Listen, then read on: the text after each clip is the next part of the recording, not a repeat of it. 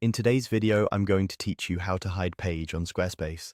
If you've ever needed to quietly remove a page from your site's navigation without deleting it, this is exactly what you're looking for.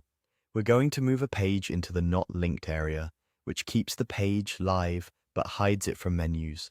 It's perfect for seasonal promotions, works in progress, or landing pages you only want to share with a direct link.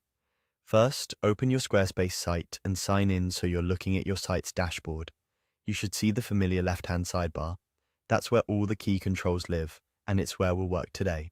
Next, click on Pages in the sidebar. This opens the Pages panel, which shows two main areas, your site's visible navigation at the top and the Not Linked section below. If you don't see Not Linked right away, scroll down in the panel.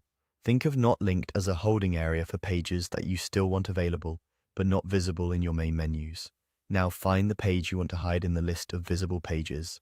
Click and hold the page's title, then drag it down into the Not Linked section. When you see a highlight or a placement line appear in Not Linked, release your mouse to drop it there. The change is instant. Your page will disappear from your navigation menus, but the page itself remains intact and accessible via its direct URL. If you're organizing multiple pages, you can repeat that same drag and drop for each one.